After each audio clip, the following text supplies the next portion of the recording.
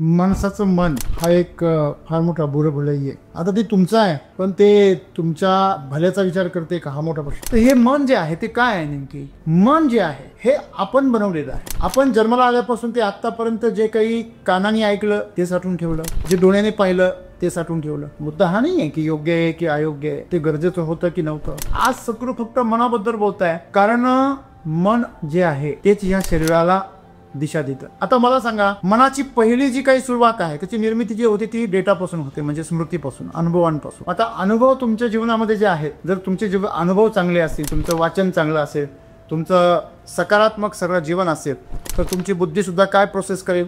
सकारात्मक प्रोसेस करेल. आता मग सद्गुरू असं म्हणतात की मन जे आहे तुम्ही बनवाल तसं बनणार आहे. कशावरून? मी तुम्हाला मागेच सांगितलं, तुम्ही जर अगरबत्ती पेटवली तर सुगंध पसरणार आहे, आणि तुम्ही तीच अगरबत्ती जर काँग्रेस पासून बनवली, गाजर गवतापासून, ती काय पसरवणार आहे? विषारी वायू पसरवणार. म्हणजे अग्नी त्याचं काम करतो, ही पंचमहाभूत त्याचं काम करतात, पण तुम्ही त्याला इंधन काय देता? तसं तुम्ही तुमच्या मनामध्ये तुमच्या ज्ञानेंद्रियांच्या माध्यमातून कुठले अनुभव घेता आणि कुठले अनुभव टाळता, आणि मग त्या डेटामध्ये जे तुम्ही इन्स्टॉल केलेलं आहे त्यानुसारच तुमचं शरीर काय देतं? प्रतिक्रिया देतं. म्हणजे तुमच्या मेमरीमध्ये ज्या प्रकारचा डेटा जाणार आहे त्याच प्रकारचं प्रोसेसेस तुमची बुद्धी करते, आणि त्याच प्रकारचा अहंकार तुम्हाला निर्माण होतो. मग ह्या मनाला कंट्रोलमध्ये कसं आणायचं? तर त्याच्यावरती सोपं पर्याय आहे. पहिलं शरीराला कंट्रोलमध्ये आणायचं. डायरेक्ट मन कधीच कंट्रोलमध्ये येणार. मग तुम्ही कशाला कंट्रोलमध्ये आणू शकता? शरीराला. रामदास स्वामींचे मनाचे श्लोक फार सगळीकडे प्रसिद्ध आहे. मन करा रे प्रसन्न, सर्व सिद्धीचे कारण. मन प्रसन्न ठेवा. आता मन प्रसन्न कसं ठेवायचं? मग मनामध्ये जे डेटा आहे तुमचा तो कसा असला पाहिजे? सगळा तुम्हाला सुखावणारा पाहिजे, तुम्हाला आनंद देणारा पाहिजे. जर आम्हाला जर मन ताब्यात ठेवायचं असेल तर त्याच्यामध्ये डेटा जो आहे तो नेहमी सत्याचाच भरला पाहिजे, असत्याचा अस्वीकार केला, प्रसंगाचा संग नको. आणि म्हणून सद्गुरू आज आम्हाला सांगताय, तुम्ही तुमच्या मनाशी खेळलं पाहिजे, तुमच्या मनाने तुमच्याशी नाही खेळलं पाहिजे. कारण तुमचं मन हे तुम्ही त्याला खेळवावं याच्यासाठी आहे. सद्गुरू म्हणता मिरेकल ऑफ माइंड्स. मनाचा चमत्कार किती भयंकर आहे तुम्हाला माहिती नाही, पण तुम्हाला वापरायचं माहिती. मग तुमच्याकडे जो डेटा आहे तो डेटा तुमच्या भविष्यातील तुम्हाला जसं जीवन घडवायचं आहे त्यासाठी उपयोगाचा असेल तरच तो डेटा तुम्ही वापरला पाहिजे, अदरवाईज तो डेटा तुम्ही डिलीट केला पाहिजे. आणि म्हणून मन म्हणजे विचार, निर्णय, तुमच्या कल्पना, तुमच्या चिंता, ह्या सर्वांवरती तुमचं नियंत्रण असतं, आणि त्यांना हवं तसं तुम्ही नाचवलं पाहिजे. विचारांप्रमाणे आपण प्रभावित होता कामा नये. हेच आजच्या संदेशातून सिद्धू आपल्याला.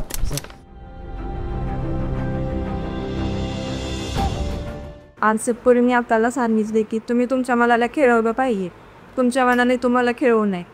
म्हणजे आपल्या मनात प्रत्येक वेळेस ज्या इच्छा निर्माण होतात तर त्या इच्छा आपल्याला प्रत्येकच वेळेस म्हणजे आपल्यासाठी चांगल्या असतील असं नाही.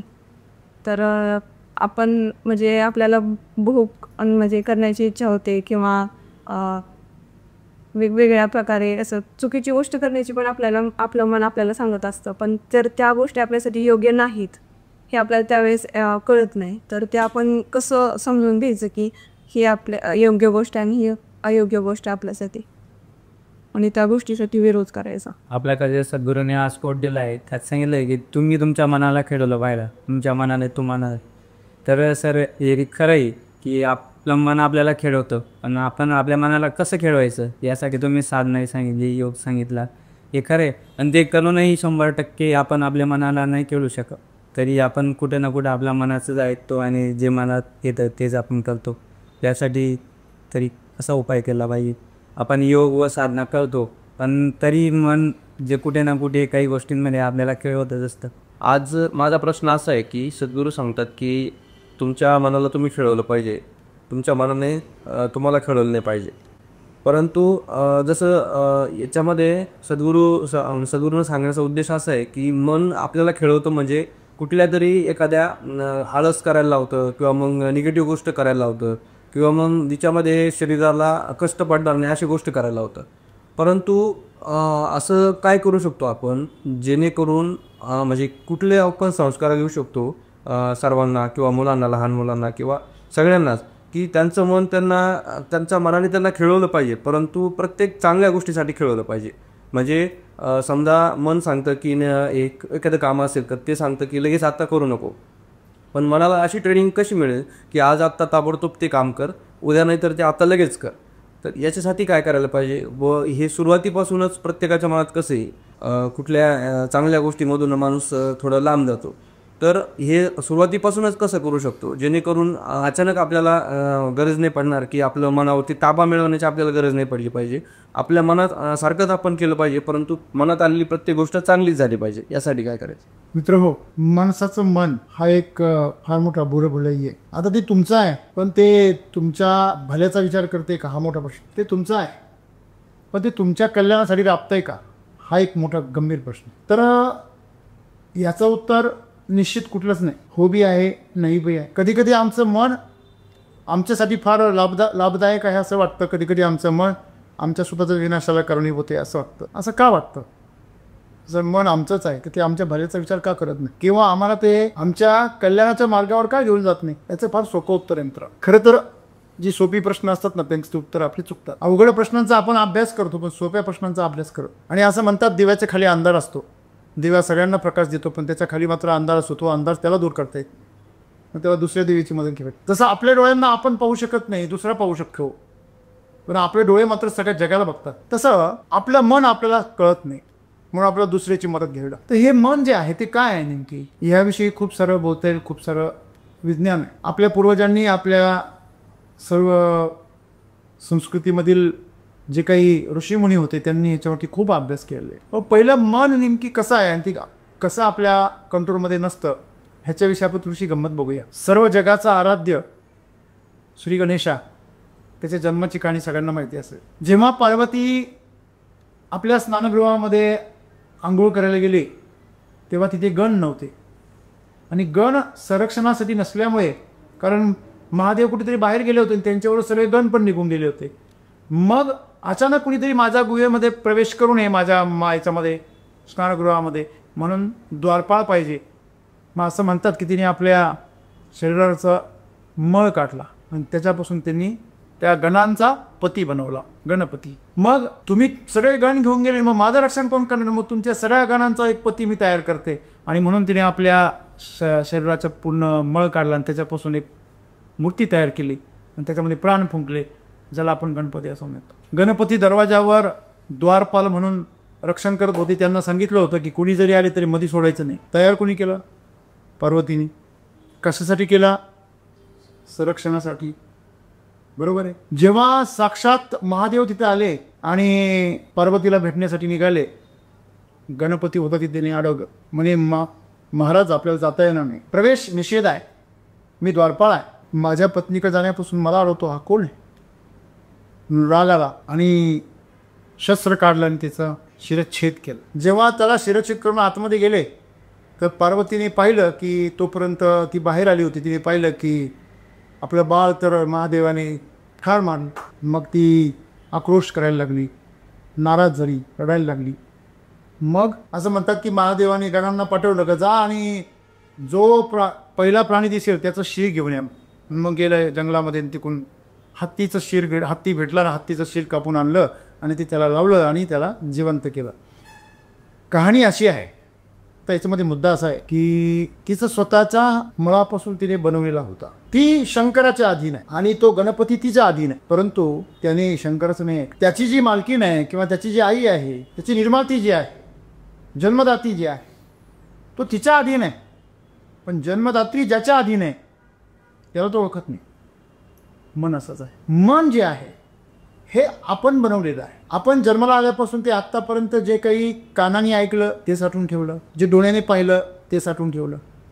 मुद्दा हा नाही आहे की योग्य आहे की अयोग्य आहे, ते गरजेचं होतं की नव्हतं. जसा विमानामध्ये फ्लाईट डेटा रेकॉर्डर असतो, त्याला ब्लॅक बॉक्स असं म्हणतात, तर तो डेटा फ्लाईटचं सर्व ॲक्टिव्हिटीज आणि ऑडिओ जो असतात, कंट्रोलरबरोबर जे काही संभाषण होतं पायलटचं, ते सगळं ऑडिओ रेकॉर्डर त्याच्यामध्ये असतो. तो सारखा रेकॉर्ड करत राहतो. तुम्ही जर संसदेत गेलात कधी तर तुम्हाला असं कळेल की तिथे प्रत्येक गोष्ट रेकॉर्डवर घेतली जाते, तिथे नोंद केली जाते. तसं आपलं जे मन आहे किंवा आपले जे मेंदू आहे त्याच्यामध्ये तुम्ही ज्ञानेंद्रियांनी जे काही अनुभव घेता ते सगळे अनुभव तिथे साठवले जातात. त्यालाच मेमरी असं म्हणतात. जे काही तुम्ही अनुभूती घेता, कानाने ऐकता, डोळ्याने बघता, हाताने स्पर्श करता, नाकाने तुम्ही त्याचा गंध घेता, जिभेने तुझी चव घेता आणि त्वचेने स्पर्श करून पाहता, ह्या 5 ज्ञानेंद्रियांच्या माध्यमातून जे जे डेटा गोळा होतो, ज्याला आम्ही अनुभव असं म्हणतो, तो सगळा आपल्या मेंदूमध्ये स्टोरेज होतो, त्याला स्मृती असं म्हणतात. मग ती स्मृती प्रोसेस करण्याची जी यंत्रणा आहे त्याला बुद्धी असं म्हणतात. या दोघांच्या संरक्षणासाठी जो एक अँटीव्हायरस आहे किंवा जे प्रोटेक्शन कंपाऊंड आहे त्याला अहंकार असं म्हटलं जातं. आणि या तिघांच्या मदतीने जेव्हा पुढचा प्रवास केला जातो, शरीर आणि बुद्धी म्हणजे आपलं जे मन आहे हे ज्या पद्धतीने समन्वय साधतं आणि समन्वय साधून जेव्हा ह्या दोघांच्याही पलीकडे जातं, जसं आपण कधी कधी बघा जमिनीचा आधार घेतो ना उडी मारतो, जमिनीचा आधार घेऊन उडी मारतो की नाही. आपण जमिनीवर उडी मारताना जमिनीचाच आधार घेतो. आपल्याला तुम्ही हे पाहिलं असेल की एखादी गोळी मारण्यासाठी आपण बंदुकीचा आधार घेतो, बाण मारण्यासाठी आपण धनुष्याचा आधार घेतो. आधार धनुष्य. तसं हा बाण म्हणजे प्राण आणि धनुष्य म्हणजे तुमचं शरीर आहे आणि त्याच्यावरचा जो प्रत्यंचा आहे ज्याला आपण काय म्हणतो ती दोरी असते ते तुमचं मन. ताणलं मन जा आणि त्याच्याबरोबर शरीर पण जातं. आणि याच्या ताणाने पहिलं पाऊल आहे की शरीर आणि मनापासून मुक्त व्हायचे. जर एखादा बाण त्या धनुष्यामध्ये गुरफटला, त्या दोरीमध्ये जर प्रत्यंच्यामध्ये अडकला तर तो पुढे जाऊ शकणार नाही. बाण भात्यामध्ये सुरक्षित आहे परंतु त्याच्यासाठी तो बनलेला नाही. बीज त्याच्या कोशामध्ये सुरक्षित आहे पण ते वृक्ष बनण्यासाठी जन्माला आलेलं आहे. अंड त्याच्या कवचामध्ये सुरक्षित आहे परंतु ते पिळू बनण्यासाठी जन्माला. म्हणून आपलं जी प्राण आहे ते ह्या शरीरामध्ये आलेत परंतु ते शरीर आणि मनाच्या मदतीने त्याच्या पलीकडे जाण्यासाठी जन्माला आलेले आहेत. परंतु समस्या ही आहे की आपले प्राण त्या शरीरामध्ये मनामध्ये अडकून पडतात. खरं तर आज सद्गुरू फक्त मनाबद्दल बोलत आहे कारण मन जे आहे तेच ह्या शरीराला दिशा देतं. आता मला सांगा, मनाची पहिली जी काही सुरुवात आहे त्याची निर्मिती जी होते ती डेटापासून होते म्हणजे स्मृतीपासून, अनुभवांपासून. आता अनुभव तुमच्या जीवनामध्ये जे आहेत, जर तुमचे अनुभव चांगले असतील, तुमचं वाचन चांगलं असेल, तुमचं सकारात्मक सगळं जीवन असेल तर तुमची बुद्धीसुद्धा काय प्रोसेस करेल? सकारात्मक प्रोसेस करेल. तुम्ही मिक्सरमध्ये जर गाजर गवताचा पाला टाकला तर काय होईल? मिक्सर माहिती का नाही मी हे कुठणार नाही, मी यासाठी बनलेलो नाही, मी किचनमध्ये पदार्थ बारीक करण्यासाठी बनलेलो आहे असं म्हणेल का तो? नाही. तसं आहे हे तुमचं जे सॉफ्टवेअर आहे म्हणजे मेंदू जो आहे त्याच्यामध्ये तुम्ही काय डेटा घालता हे सर्वस्वी तुमच्या हातात. लहानपणी तुम्ही बाळगवत होतात त्यावेळेस तुम्हाला कळत नव्हतं काय योग्य काय अयोग्य. नाही आता तुम्हाला तो कळतंय. सतसत विवेक बुद्धी तुमच्याकडे आता आहे. मग तुमच्याकडे जर बुद्धी आहे तर तुम्ही तुमच्या या ज्ञानेंद्रियाच्या माध्यमातून येणारा जो डेटा आहे त्याच्यावर तुम्ही कंट्रोल करू शकता. मला सांगा तुमच्यापैकी असं कुणी आहे का अगदी किती पण भूक फार अतिशय भूक जर लागली तर काही कचरा बिचरा कागद बुगद काही पण खातो असं पाहिलं तुम्ही कधी? खाईल खातो. अगदी किती जरी येडा असला आणि किती जरी पागल जरी असला तुम्ही पाहिलं का एखादा येडा शेण खातोय कधी पाहिलं का तुम्ही? शेणाचे मस्त गोल गोल लाडू करतोय खातोय असं पाहिलं का तुम्ही? या शरीराला माहिती आहे मी काय खायला पाहिजे, या मनाला पण माहिती आहे की माझ्या मूलभूत गरजा काय आहे त्या मी कशा पूर्ण केल्या पाहिजे. मग समस्या कुठे आहे? समस्या विकासाच्या बाबतीमध्ये आहे. विकास करताना आम्ही सामान्य स्तराच्या पुढे जेव्हा मूलभूत गोष्टी ज्या आहेत त्या सगळ्या प्री इन्स्टॉल्ड आहे. जसं मोबाईलमध्ये काही काही ॲप ह्या अगोदरच इन्स्टॉल होऊन आलेले असतं तसं आमच्या या जीवनामध्ये माणसाच्या जीवनामध्ये ज्या मूलभूत जगण्यासाठी ज्या गोष्टी आहे त्या प्री इन्स्टॉल आहे. हृदय तुमचं पहिल्यापासूनच चालू आहे, तुमचं फुफ्फुस पहिल्यापासूनच चालू आहे, किडनी पहिल्यापासून फंक्शन करते, जे अत्यावश्यक इंद्रिय आहेत ते पहिल्यापासून वर्क करतात. पण हात तुम्हाला हलवावे लागतात, पाय तुम्हाला हलवावे लागतात. म्हणजे जे जीवनाची मूलभूत प्रणाली आहे ज्याच्यावर हे जीवन अवलंबून आहे त्याला जीवन प्रणाली असं म्हणतात. ती प्रणाली निसर्गाने प्रकृतीने स्वयंचलित ठेवली आहे. आणि त्याच्या पुढची जी अवस्था आहे म्हणजे पशुची जी अवस्था आहे त्या अवस्थेपर्यंत माणसाचं सगळ्या गोष्टी ठीक आहे, एकदम ठीकठाक. खायची अक्कल आहे प्रत्येकाला, पाणी प्यायची अक्कल आहे, स्वतःचं राखण संरक्षण करण्याची अक्कल आहे, स्वतःचा फायदा कळतो, जगायचं कसं, दुसऱ्याचं नाही भरलंच आहे आपलं पहिलं भरून घ्या एवढं कळतं. पोटाबद्दल बोलते, पिशवीबद्दल काही पण असेल. म्हणजे मूलभूत ज्या गोष्टी आहेत ज्या पशुच्या स्तरावरती आहेत त्या सगळ्या आमच्या ओके आहे. पण माणूस म्हणून आमच्यापैकी एक एक्स्ट्रा आहे संवेदना, निर्णय घेण्याची क्षमता, दुसऱ्याच्या वेदना, सहवेदना, या सगळ्या गोष्टी जनावरांकडे नाही आहे. मग आम्ही ह्या बाबतीमध्ये थोडे कुठेतरी काय करतो भर करतो. आता मग सद्गुरू असं म्हणतात की मन जे आहे तुम्ही बनवाल तसं बनणार आहे. कशावरून? मी तुम्हाला मागेच सांगितलं, तुम्ही जर अगरबत्ती पेटवली तर सुगंध पसरणार आहे आणि तुम्ही तीच अगरबत्ती जर काँग्रेसपासून बनवली गाजर गवतापासून ती काय पसरवणार आहे?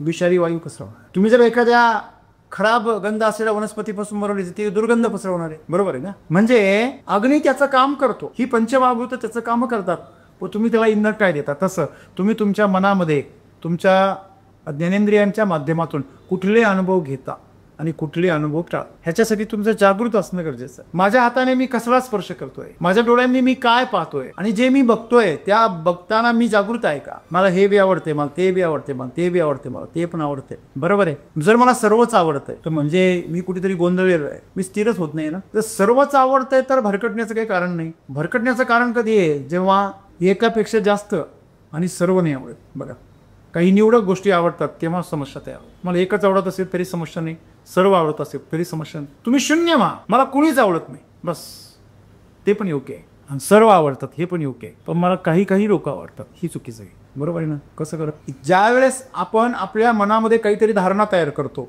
त्या धारणांवरून आपण ठरवतो ना की अशी लक्षणं असतील तर हे चांगलं आहे, अशी लक्षणं असतील तर हे वाईट आहे. माझ्या आईवडिलांनी सांगितलेलं आहे, माझ्या शिक्षकांनी सांगितलेलं आहे, माझ्या मित्रांनी सांगितलेलं आहे, मी असं स्वतः अनुभवलेलं आहे, माझा अनुभव आहे तसा. पण मला सांगा, प्रत्येक लाल गोष्ट मिरचीच असते का? ती गोडीशेव पण असू शकते. आणि प्रत्येक लाल दिसणारी गोष्ट गोडीशेव पण नसते, ती मिरची पण असू शकते. प्रत्येक कडू लागणारी गोष्ट कारलंच असते असं नाही आहे, आणि कारलं कडूच लागेल असं पण नाही आहे. म्हणजे आपल्याला जीवनामध्ये जे अनुभव आलेले त्या अनुभवानुसार आपण आपल्या मनाची काय ठरवलेली एक दिशा ठरवली, आणि मग त्या डेटामध्ये जे तुम्ही इन्स्टॉल केलेलं आहे त्यानुसारच तुमचं शरीर काय देतं, प्रतिक्रिया देतं. मग तुम्ही जर तुमच्या जीवनामध्ये प्रतिक्रियांना जागा ठेवली तर काय होणार, ते मनाचं राज्य राहणार. आणि तुम्ही प्रतिसाद द्यायला सुरुवात केली तर काय होणार, मनाची अवस्था दिनवाणी होणार. कारण मनाला कधीही प्रतिसाद देता येत नाही, मन फक्त प्रतिक्रिया देऊ शकतो. डेटा आहे, तुम्हीच इन्स्टॉल केलेला डेटा. मला सांगा, तुमच्या मोबाईलमध्ये तुम्ही सगळे सॅड सॉन्ग टाकलेले आहेत आणि तुम्हाला एक मेलोडी सॉन्ग ऐकायचे, ऐकू शकता का? तुम्ही किती पण जरी पुढचे नेक्स्ट करत गेले तरी पण तुमच्या मोबाईलमध्ये नाहीच आहे. तुम्ही इन्स्टॉलच केलेली, तुम्ही डाउनलोडच केलेली. तुमचे अनुभव जर सगळे जीवनामध्ये सगळे समजा गुंडगिरीचे, भांडणांचे, शिव्या, शाप, अपमान, फसवणूक, धोकेबाजी, ह्या सगळ्या जर माहोलामध्ये तुम्ही जर जगलेले असाल तर तुमच्यावरती 2 प्रकारे परिणाम होऊ शकतो. 99% तुमच्यावरती अनुकूल असा परिणाम होणार की तुम्ही पण तसेच बनणार, आणि त्याच्यापेक्षा 1% असा पण घडतो की तुम्ही डायरेक्ट त्याच्या विरोधात जाणार, की तुम्ही त्यांच्यामध्ये राहून त्यांच्या विरोधात होणार. ते पण होऊ शकतं, पण ते अपवादाने होतं. जसं आपण असं म्हणतो की दारुड्याच्या घरामध्ये निर्वसनी पोरगा जन्माला येऊ शकतो, पण येईलच असा नियम. ते जर सुजान असेल तर ते बघतं की अरे पिल्यावर काय हरवतात, आपल्या बापाची काय परिस्थिती झाली, तर ते कधीच दारूला स्पर्श कर. परंतु 99% चान्सेस आहे की ते बापाचं कारण पुढे करून त्याच्यापेक्षा जास्त पितं. बरोबर आहे की नाही. म्हणजे तुमच्या मेमरीमध्ये ज्या प्रकारचा डेटा जाणार आहे त्याच प्रकारचं प्रोसेसेस तुमची बुद्धी करते, आणि त्याच प्रकारचा अहंकार तुम्हाला निर्माण होतो. काहींना श्रीमंतीचा अहंकार असतो, काही लोकांना गरिबीचा अहंकार असतो. एक वेळ श्रीमंतीचा अहंकार तर कळतो आपल्याला, ठीक आहे ना, हरकत नाही आहे, त्याचे का काहीतरी संरक्षण करायला पाहिजे. पण तुमची पिशवी रिकामी आहे, फाटकी, तिचा पण अहंकार आहे तुम्हाला. माझं घर गळकं असतं तरी मला स्वाभिमान येतं, स्वाभिमानाच्या नावाखाली त्याचा पण अहंकार आहे. बेगा तुम्ही असे खूप कहाण्या ऐकल्या असतील की एका श्रीमंताच्या घरी गरिबाच्या घरी श्रीमंत आला आणि त्यांनी सांगितलं की बाबा रे, तुझ्या मुलांना मी शिकवतो, तुझं घर चांगलं बांधून देतो. तो म्हणतो नाही, मी माझ्या कष्टाची खाई, तुम्ही आमच्याकडे लक्ष द्यायची गरज नाही, आमचं मी पाहून घेऊ. उलट त्याला भयंकर अहंकार चढतो. म्हणजे आपल्याला हे कळणं गरजेचं आहे की अहंकार हा फक्त काही म्हणजे जास्त श्रीमंती आली किंवा जास्त हुशार असला मगच होतो असं नाही. जो मोठे असतो त्याला बी अहंकार, त्याला तर जास्त असतो. मग कळले हे तो क्या हुआ दिलवाले, काळ्या माणसाला पण अहंकार असतो. रडण्याचा प्रश्न नाही आहे, गुणाबद्दल आपण बोल, बरोबर ना. म्हणजे मुद्दा काय आहे की तुम्ही जीवनामध्ये जो डेटा केलेला संरक्षित केलेला आहे तो डेटा ठरवतो तुमचं जीवन कसं असेल. हे एक खेळ नाही आहे का तुमच्या जीवनातला. मग पार्वतीने जसा गणपती बनवला आणि तो गणपती ठरवायला लागला की पार्वतीसाठी कोण योग्य आहे कोण अयोग्य आहे, कोणी पार्वतीला भेटायला पाहिजे कोणी नाही भेटायला पाहिजे हे तो ठरवणार. कारण अधिकार कोणी दिला, पार्वतीने दिला. पण तिथे महादेव होता ना, त्यांनी लगेच कटकवून टाकला, विषय खल्लास. मग आपण महादेव बनता आलं पाहिजे. मग महादेव का त्याला खल्लास करू शकेल, का तिचा वध करू शकेल, का शिरचित करू शकेल. आपण का करू शकत नाही आपल्या मनाचं वध, त्याला आपण कंट्रोल का करू शकत नाही. त्याचं कारण आहे आपल्याकडे तेवढी तपश्चर्या आली, आपल्याकडे तेवढी योग साधना मी. महादेव की योगी आहे. मग ह्या मनाला कंट्रोलमध्ये कसं आणायचं, तर त्याच्यावरती सोपा पर्याय आहे. पहिलं शरीराला कंट्रोलमध्ये आणायचं. डायरेक्ट मन कधीच कंट्रोलमध्ये येणार. मग तुम्ही कशाला कंट्रोलमध्ये आणू शकता, शरीराला. मग उपवास ही त्याची पहिली पाहिजे. छोटंसं उपवास आहे. उपवास म्हणजे काय, त्याचा खरा अर्थ आहे उप म्हणजे जवळ, आणि वास म्हणजे आपण राहणे. कुठं राहणे, देवाच्या जवळ राहणे म्हणजे उपवास. लोकांनी त्याला उपास करून टाकले. फास्टिंगचा संबंध खाण्याशी नाहीये. फास्टिंगचा संबंध हा ऍक्च्युली इंग्लिशमधला फास्टिंग शब्द हा खाण्याविषयीच उल्लेख करतो, परंतु मराठीमध्ये त्याचा जो अर्थ आहे उपवास तो शब्द वेगळा आहे. आणि फास्टिंग आणि लंघन हिंदीमध्ये जो शब्द आहे लंघन म्हणजे काय, स्किप करणे. जेवण स्किप करणे म्हणजे काय, उपवास नाही, कसं नाही. मग हे आपल्याला कळ. मग ह्या उपवासाने आपण पहिली पायरी आहे काय, उपवास म्हणजे देवाच्या सहवासात राहायचं. देवाच्या सहवासात राहायचं ना, मग शरीराला सुद्धा कुठलं काम द्यायचं नाही म्हणून खायचं. शरीराला काम जरी दिलं तर तेवढंच घ्यायचं जेवढे ते जिवंत राहील, त्याची शरीर यंत्रणा खराब होणार नाही. मला सांगा, जास्त जर तुम्ही जर जड जेवण केलं तर काय होतं, आम्हाला काय ते सुस्ती, म्हणजे मेंदूला सुद्धा चालायला शिल्लक राहत सुस्ती येते. म्हणजे काय होतं, मेंदूला मिळणारी ऊर्जा सुद्धा काय होते, कमी पडते. मग सगळे रक्त प्रवाह तुमच्या आतड्याकडे धावतो.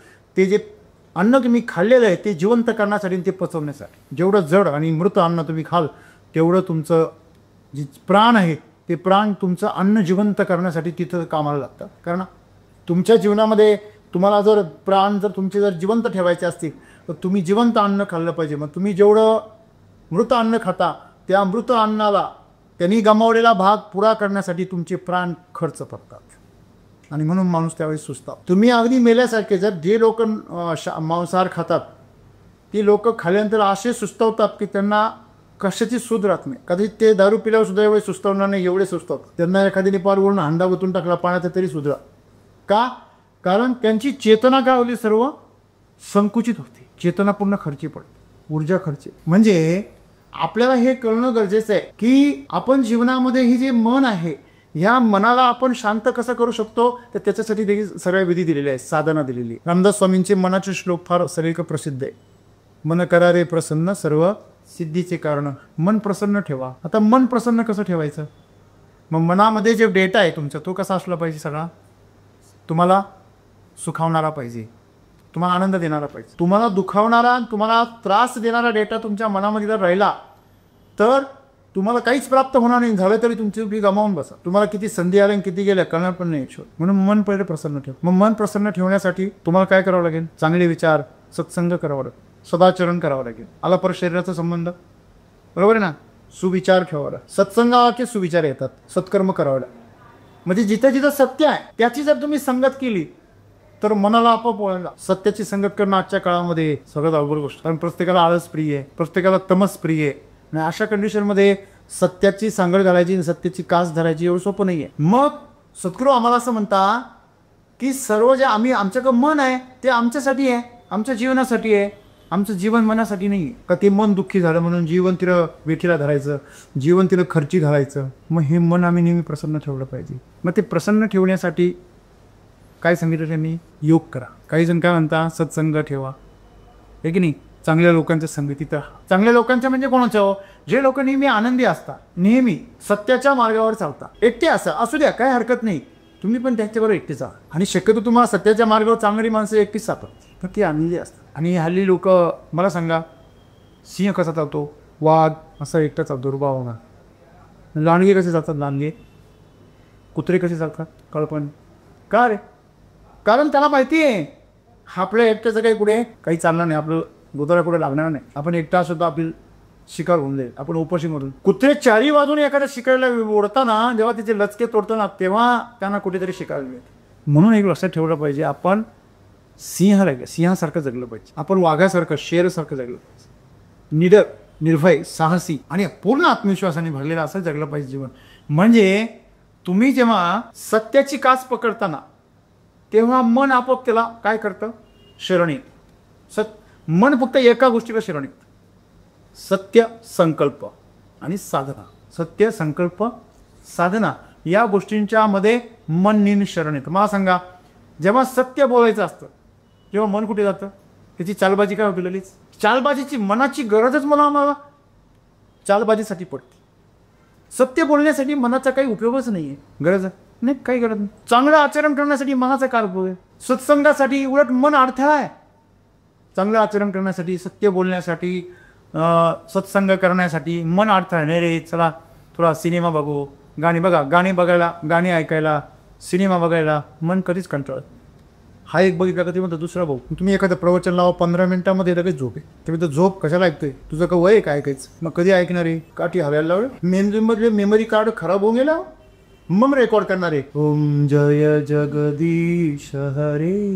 डेटा रेकॉर्डर खराब झालं, तोंडातून आवाज येत नाहीये, दात पडले, मग तुम्ही म्हणणारे, मग देवाची प्रार्थना करणारे बोबडे आवाज, मन भरकटलेलं असणारे, पूर्णपणे दूषित झालेलं असणारे, मग ते समर्पित करणार देवात, दूषित झालेलं मग. आणि म्हणून तुम्ही जीवनामध्ये आज आपण पाहिलं ते हे जे काही आपलं मन आहे, म्हणजे थोडक्यात पहिली गोष्ट डेटा आहे. तो डेटा आम्ही कशाचा भरला पाहिजे, जर आम्हाला जर मन ताब्यात ठेवायचं असेल तर त्याच्यामध्ये डेटा जो आहे तो नेहमी सत्याचाच भरला पाहिजे, असत्याचा अस्वीकार केला. असंगाचा संग नको. असंग म्हणजे काय कळतं ना, प्रत्येकाला कळतं. मी मागाशी म्हटलं ना, शेण कोणी खातं का, नाही की त्याचा संग नाही करायचा. जर चुकून जर शेतकरी असेल आणि हात जर भरलेले असतील आणि कोणी जर काही खायला आणलं, हा पटकन जाऊन काय करतो, हात धुवून येतो, स्वच्छ करून. त्याला माहिती आहे असं जर गेलो तर मला जवळसुद्धा नाही येऊन देणार, खायची गोष्ट तर लांबच आहे. असंग काय आहे माहिती आहे, सगळ्यांना माहिती आहे. खोटं बोलू नये, कोणाला दुखवू नये, स्वतःला तर नाहीच नाही. काही लोक म्हणतात नाही मला स्वतःला किती दुखलं ते चालेल पण मी दुसऱ्याला दुखवत नाही, तू तर महापापी आहेस. जो स्वतःच्या प्राणांची स्वतःच्या जीवनाची इज्जत करत नाही, त्याने दुसऱ्याच्या जीवनाची इज्जत केली, तो नाटक येते, तो सत्य नाही करू शकत. लक्षात ठेवा, पहिलं जे काही करायची प्रक्रिया स्वतःवर करायची आणि मग दुसऱ्यावर, बरोबर आहे ना. आणि म्हणून हे पाखंड तयार हो. पाखंड जन्माला कशामुळे येतं, लोक स्वतः आहे तसेच राहतात, दुसऱ्याला बदलवण्याचा प्रयत्न करा. या जगामध्ये एकच गोष्ट तुम्हाला बदलवायची ते म्हणजे स्वतः. जग बदलण्याच्या भानगडीत पडू नका, बरोबर आहे ना. आणि म्हणून आपण पहिली गोष्ट साधना काय करायची, डेटा जे आमच्या मनात येणार आहे त्याचा आम्ही वॉचमन बनायचे. याला साक्षी असं म्हटलेलं आहे. तुम्ही नेहमी साक्षी असले पाहिजे. कशाचं जोरा, तुम्ही नेहमी वॉच असला, तुमचे प्राण नेहमी या ज्ञानेंद्रियांच्या बाबतीमध्ये नेहमी सावध असले पाहिजे. माझ्या डोळ्यांनी काय पाहिलं का, डोळ्यांनी जे पाहिलं ते स्मृतीमध्ये गेल्यानंतर माझ्या स्मृतीमध्ये त्याच्यावर काय प्रोसेस होऊ राहिलं त्याच्यावर माझं लक्ष आहे. जसं एक वॉचमन लक्ष ठेवतो, हा गेटच्या आतमध्ये कोणाला, हां तुमचं नाव सांगा, चला हां कशासाठी आले तुम्ही, काय हां काय आलं सामान तुम्ही. जसे कस्टमरने चेक करता बाहेरच्या देशातून काय आलंय. आता हल्ली लोक पोटामध्ये कॅप्सूल घेऊन यायला लागले, कोटीच्या पोटामध्ये ऑपरेशन करून कॅप्सूल किंवा घेऊन टाकतात. एका प्रवाशाकडे 11.5 कोटीचं ड्रग्ज सापडलं पोटामध्ये, कॅप्सूलचे रूप. सांगण्याचं तात्पर्य असं आहे की आपण कितीही चालबाजपणा करायचा प्रयत्न केला तरी पण आपण मनाचे राजे नाही होऊ शकत. मन आपला राजा म्हणून लोक म्हणतात नाही मी माझ्या मनाचा राजा आहे. तू तुझ्या मनाचा राजा जर असता तर मन तुझ्या हातात गुलाम असतं. तुला जर आता एखादी शिवी दिली तर तुला भयंकर राग आहे, तुला तेच तू एवढंच म्हटलं मी माझ्या मनाचा राजा आहे. मनाचा राजा म्हणजे काय, माझं मन जे ठरवेल तसं मी करतो. म्हणजे मी माझ्या मनाचा राजा नाही, मन तुझा राजा आहे. तुझं मन तुझा राजा आहे. तू स्टेटमेंट चुकीच करतो. मी माझ्या मनाची राणी आहे, नाही तू राणी आहे तुझ्या मनाची. हा लक्षात, मी माझ्या मनाची काय राणी, हे वाक्य एकदम बरोबर आहे. राणीचं उत्तर बरोबर आहे, कारण तू तुझ्या मनाच्या ह्याच्यावर कायचा तालावर नसते. आणि म्हणून सद्गुरू आज आम्हाला सांगताय तुम्ही तुमच्या मनाशी खेळलं पाहिजे, तुमच्या मनाने तुमच्याशी नाही खेळलं पाहिजे. कारण तुमचं मन हे तुम्ही त्याला खेळवावं याच्यासाठी आहे. मला सांगा, एखादं खेळणं आणलं, रोबोट वगैरे काही, एखादं रोबोट आणलं, एखादं खेळणं आणलं तर ते खेळण्याने आपल्याबरोबर खेळला पाहिजे, बरोबर की नाही. आपण त्याच्याबरोबर खेळला पाहिजे, त्याने आपल्याला कंट्रोल केलं पाहिजे का आपण त्याला कंट्रोल केलं पाहिजे. ते खेळणं जर आपल्याला कंट्रोल करायला गेलं तर म्हणजे काय झालं, माणसं कुत्री मांजरी असं पाळतात आणि तुम्ही पाळल्यावरती त्यांनी तुमच्या मनाप्रमाणे राहिलं पाहिजे ना. लोक त्याच्या तालावर नाचायला, ते आनंदी असलं का हा आनंदी, त्यांनी काही खाल्लं नाही का हा बी काही खात नाही, ते चिडायला का हा बी चिडतो, घरामध्ये सगळ्यांना ओरडतो. आता कुत्रं पाळलं म्हणजे कुत्र्यासाठी भुकलं पाहिजे असुडी आहे. मांजर पाळली मग चिडल्यावर माझी सगळं बोच काढला पाहिजे असुडी नाही. पण आम्ही काय करतो, प्रभावित होतो. पण तसंच मनाचं आहे आमचं मन आमच्याशी खेळतं. कशावरून बघा, तुमचं मन जर तुमच्याशी खेळत नसतं तर तुम्हाला वाईट वाटलं असतं का. तुम्ही तुमच्या मनाद्वारे वाईट व्हायला पाहिजे, तुमची परिस्थिती वाईट व्हायला पाहिजे की चांगली व्हायला पाहिजे. तुमच्याकडे मॅनेजर आहे, तुमच्या मॅनेजरने तुमचा बिझनेस आणखीन चांगला केला पाहिजे की बिघडवला पाहिजे. तसं तुमच्या मनाने तुमचं जीवन आणखीन सुंदर बनवलं पाहिजे, समृद्ध बनवलं पाहिजे. की त्याच्यासाठीच आहे, ते वाईट नाही आहे. सद्गुरू म्हणता मिरेकल ऑफ माइंड्स, मनाचा चमत्कार किती भयंकर आहे तुम्हाला माहिती नाही, पण तुम्हाला वापरायचं माहिती. म्हणून असं म्हटलेलं आहे, mind is very best slave. तुमचं मन जे आहे ना हे अत्यंत उत्कृष्ट असं गुलाम आहे, म्हणजे गुलामासारखं वागवता पाहिजे. तुमच्या तालावर मन नाचलं पाहिजे, मनाच्या तालावर तुम्ही नाही नाचलं पाहिजे. मनात आलं की चला आता फिरायला जाऊया, आता मनात आलं नाही आता झोपूनच घेऊया, मनात आलं चला याची खोडीच काढूया, मनात आलं चला याच्यावर गप्पाच मारूया, मनात आलं चला पिक्चरला जाऊया, मनात आलं चला काम करूया. म्हणजे तुमचं मन ठरवतो कुठचं जेवण कसं असेल. नाही, तुमचं जीवन कसं आहे त्याला मनाने काय केलं पाहिजे तसं बनवण्यासाठी स्वतः काम केलं. मग तुमच्याकडे जो डेटा आहे तो डेटा तुमच्या भविष्यातील तुम्हाला जसं जीवन घडवायचं आहे त्यासाठी उपयोगाचा असेल तरच तो डेटा तुम्ही वापरला पाहिजे. अदरवाईज तो डेटा तुम्ही डिलीट केला पाहिजे. वापरू नका डेटा डिलीट व्हा, आपोआप डिलीट व्हा. तुम्ही एखादा नंबर वापरू नका, काही महिने आपोआप बंद होतो. रिचार्ज मारू नका, फोन करू नका, बंद करून ठेवा, आपोआप बंद होतो. मित्रांनो तसंच आहे. तुमच्या डेटा जो आहे तुम्ही आता जो गेला तो काही तुम्ही बदलू शकत नाही, तो बदलू शकत नाही. पण तो नवीन येणारा डेटा आहे तो तुम्ही तुमच्या अपेक्षेप्रमाणे तुम्ही तो साठवू शकता.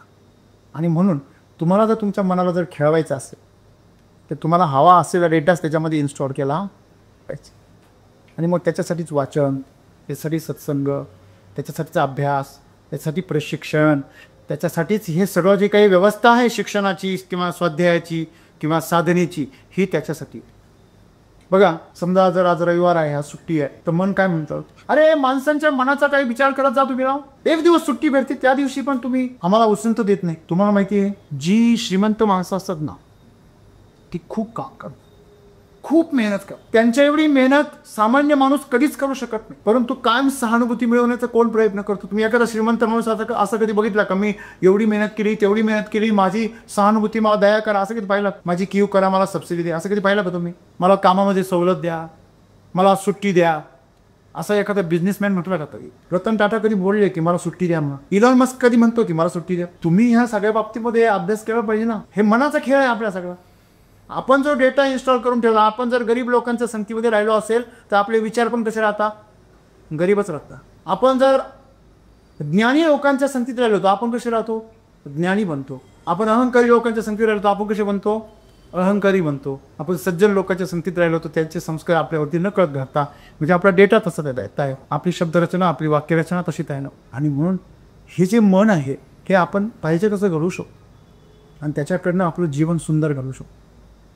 आणि म्हणून त्याला तुम्ही खेळवायला शिकलं पाहिजे. आणि तुम्ही जर मनाला खेळवायला जर शिकले, बघा जो एक्सपर्ट ड्रायव्हर असतो ना तो गाडीबरोबर खेळतो असं नसतं. तुम्ही तर व्हिडिओ गेममध्ये गाडी खेळ, व्हिडिओ गेममध्ये किती वेळा गाडीचा भुगा झाला तर काही फरक नाही पडत. रिअल लाईफमध्ये एकदा सुद्धा नाही पडत. One shot is not allowed it, one mistake is last mistake. Real लाईफमध्ये तुम्ही जर तुमच्या साधनांशी जर खेळ खेळत असाल तर तुम्ही you are the masters. Yes or no? You should. तुम्ही असलंच पाहिजे ना. मला सांगा, हे हात आहे तुमचे, हे तुमचे आहेत ना, तुमचे. मग यांनी तुमचं ऐकलं पाहिजे ना. हे जर विनाकारण जर तुम्हाला असे मारत असतील, असे तुम्हाला धक्के देत असतील, तुम्हाला असं बोच करत असतील तुम्हाला असे, तर आपण काय म्हणतो? याला काय लागले? नाही वेळ लागले, हे स्वतःलाच बोच काढतंय. ही मन काय करतंय तुमचं? काय करतंय मग? तुम्हालाच कुरतरत नाही का ते? तुम्हाला टोचत नाही का सारखं? म्हणजे तुम्ही वेळ लागलेलेच आहात, फक्त लोकांना माहीत नाही. त्यांना थोडं उशिरा कळतं हे वेळावलेले आहे. आज सर्वे असा सांगतो की जवळजवळ 3 माणसांपैकी 1 माणूस हा मनोरुग्ण आहे. हा दगडच मारली पाहिजे असं काही? एखाद्याला वेळ लागला याची लक्षणं काय? दगडच मारली पाहिजे का? नाही. मग हे जे वेळ लागणारी माणसं हे का वेळ लागलं? कारण त्यांच्या मनाने त्यांना खेळून खेळून त्यांचा खेळ बनवला, खेळ खंडोबा करून टाकला आयुष्याचा. त्यांचं मन एवढं प्रभावी झालेलं आहे की आता त्यांचं स्वतःचे जे प्राण आहेत, स्वतःचं जे जीवन आहे ते सुद्धा त्याचं गुलाम झालेलं आहे. मला सांगा, मन जे आहे ते नेहमी चंचल आहे आणि ते काय अपेक्षा करणार की त्याच्यामध्ये जो डेटा आहे त्याप्रमाणेच पुढे घडलं पाहिजे. नवीन डेटा स्वीकारेल का ते? तुम्ही नवीन डेटा जर टाकला, समजा तुम्ही तेल आहे त्याच्यामध्ये वरून पाणी होतं, ते मिक्स होईल का? किंवा पाणी त्याच्यामध्ये वरून तेल होतं, ते मिक्स होईल का लवकर? नाही. तसं आहे अगोदरचा जो डेटा आहे तुमचा, तो डेटा त्याच्या अनुकूल डेटाची अपेक्षा करतो. तुम्ही जर इंटरनेटवर गेलात आणि यूट्यूबवर टाईप केलं काय मँगो, तर त्याला खाली बनाना येईल का कधी? का तुम्ही मँगो टाईप केलं खाली बनाना आलं सर येईल का? नाही ना. मँगो टाईप केलं म्हटल्यावर सगळे जे व्हिडिओ, फोटो, प्रोफाईल्स, वेबसाईट सगळ्या कोणत्या आहे ना? नाही पुढच्याच येणार. वेगवेगळ्या व्हरायटीज वगैरे वेगवेगळ्या, परंतु मँगोच. त्याच प्रकारचा डेटा तुमच्याकडे सर्चिंगमध्ये येईल. तसंच आहे आमच्या डोक्यामध्ये. आज जर आम्हाला वेदना आहे, आम्हाला दुःख आहे, आज आम्ही थोडी फ्रस्ट्रेट आहोत, आज आम्हाला थोडंसं मनापेक्षा वेगळं घडलं की आम्ही लगेच फ्रस्ट्रेट होतो. ह्याचं कारण आहे आम्ही आमच्या मनाची गुलाम आहे. त्यांनी आमचं खेळणं बनवलं. ते फुटबॉलसारखं आम्हाला राहतं, आम्ही पडलेलं तोंड घेऊन येतो. काय रे माझं मन तुझं मन दुखलं तर तू का दुखला? तुमच्या शर्टवर डाग पडला तर तुम्ही तुमच्या चारित्र्यावर डाग पडल्यासारखं जर वागायला लागले तर तो वेगळेपणा आहे का शहाणपणा आहे? काय वेगळेपणा आहे? तसं हे शरीर हे कपडा आहे आणि मन हे त्याच्यावरचा रंग आहे. म्हणजे आपण एक लक्षात ठेवलं पाहिजे की मनाच्या बाबतीमध्ये आपण मनाच्या अवस्थेनुसार आपली अवस्था झाली पाहिजे की आपल्याला जशी अवस्था पाहिजे तसं मनाचा वापर करून घेतला पाहिजे. ह्याच्यासाठीच आपलं जे मन आहे की आपण आपल्या ताब्यात घेतलं पाहिजे. आणि मन ताब्यात घेण्याचे पहिलं पाऊल आहे शरीर ताब्यात घ्या. शरीराच्या सवयी, शरीराच्या अपेक्षा, त्याच्या कामना, त्याच्या वासना ह्या तुम्ही जर कंट्रोलमध्ये घेतल्या, तुम्ही तुमच्या शरीराला जर आदेश द्यायला लागले तर हळूहळू तुमचं मनसुद्धा काय घ्यायला लागतं. तुम्ही शरीराला सांगायचं आज तुला ह्या वाजता उठावं लागेल, आज तुला एवढ्या वाजता जेवण मिळेल, आज तू एवढ्याच पोळ्या खाणार, आज तुला इथं शिस्तीत बसायचं आहे. हे तुम्ही जर शरीराला जर आदेश द्यायला लागले तर हळूहळू ते मनसुद्धा काय करतं, आदेश घ्यायला लागतं. आणि पहिलं काय, शरीरावर कंट्रोल करा. शरीरावर कंट्रोल आणण्यासाठी तुम्हाला काय मग दिली, आपल्याला पहिला उपवास दिलेला आहे. दुसरं काय दिलेले आहे, भजन, कीर्तन, नामस्मरण. त्याच्यानंतर तुम्ही ध्यानधारणा करू शकता, प्राणायाम, योगा करू शकता. खूप साऱ्या गोष्टी ज्याद्वारे तुम्ही मनाला काय करू शकता. बघा माणसं दुःखी झाल्यावर काय करता, जेवण करत नाही. बघा एखाद्या जर वाईट वाटलं ना, मन दुखलं, मन दुःखी असलं, मन खट्टू झालं, नाराज झालं तर माणसं जेवण नाही करत. हे मला जेवण नको, दूर उठून देतो. हे बरोबर आहे, हे वागणं बरोबर आहे. हे प्रकृती करून घेते. बघा त्या प्रकृतीचे किती उपकार आहे आमच्याला. कारण त्या अवस्थेत तुम्ही जर खाल्लं तर तुमची ती जी दुःख आहे ती अनेक पटीने काय होईल, त्या दुःखाला ताकद मिळेल. दुःखाचा जो अग्नी भडकलेला आहे त्याला इंधन मिळेल, तो भडका आणखीन उडेल.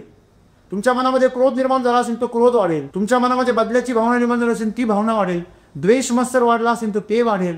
आणि हे वाढू नये, त्याला इंधन भेटू नये म्हणून त्या अवस्थेमध्ये खाण्याची इच्छा होत नाही. किती सुंदर योजना या निसर्गाने केलेली आहे. तुमच्या मनामध्ये जर एखाद्या दिवशी जर वाईट विचार आला किंवा भीती असेल किंवा तुमच्या मनामध्ये काही तुमच्या भावना जर दुःखी झालेल्या असतील तर अशांतकरणाने कधीच काही खाऊ नये. रागामध्ये पण कधी काही खाऊ नये, नाही तर रागाला बळ मिळेल, तुमच्यामधल्या दुर्गुणांना बळ मिळेल. आणि जेव्हा तुमच्यामध्ये सद्गुण जागृत होतील तेव्हाच तुम्ही खाल्लं पाहिजे.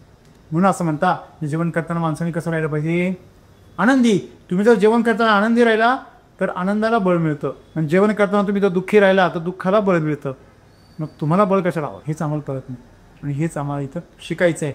आणि म्हणून आपण आपल्या जीवनामध्ये जर आपल्या भावना, शरीरावरती आणि आपल्या असण्यावरती सगळ्यात मोठा प्रभाव कोण टाकतं, विचार. आज सगळे बुद्धिजीवी आहे, सगळे शिकले सवरलेले आहे, प्रत्येक स्वतंत्र विचार करतो. पूर्वीचा काळ असा होता 30 वर्षापूर्वी की घरामध्ये एकच जण विचार करायचा, बाकीचे विचार करत नव्हते. बाकीच्यांना विचार करायची सोय बी नव्हती, गरज बी नव्हती.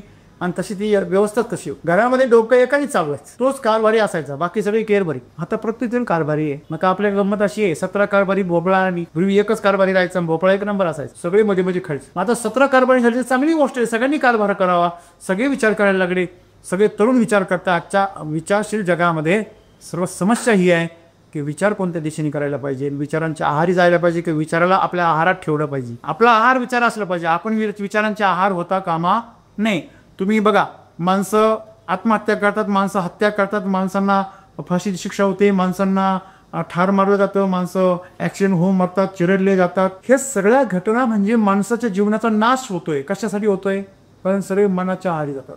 तुमचं जीवन मनाचा आहार बनतंय. खरं तर तुमचं मन तुमचा आहार असलं पाहिजे. तुम्ही मनाचा आहार केला पाहिजे का तुमच्या मनाला तुमच्या जीवनाचा आहार दिला पाहिजे. जीवन मनासाठी समर्पित केलं पाहिजे की मन जीवनासाठी समर्पित पाहिजे. म्हणजे तुमचे विचार जे आहेत ते जीवनासाठी समर्पित पाहिजे. आज तुम्ही विचारांसाठी समर्पित व्हायला लागेल. मनोमार्गे गेला तो तेथेची मुकला, तिथेच मुकला तो, असं आहे. मनोमार्गे गेला, संपला त्याचा विषय. आणि म्हणून मन म्हणजे विचार, निर्णय, तुमच्या कल्पना, तुमच्या चिंता, ह्या सर्वांवरती तुमचं नियंत्रण असतं. आणि त्यांना हवं तसं तुम्ही नाचवलं पाहिजे. विचारांना, विचारांप्रमाणे आपण प्रभावित होता कामा नये. हेच आजच्या संदेशातून शिकलो आपल्याला. थँक्यू.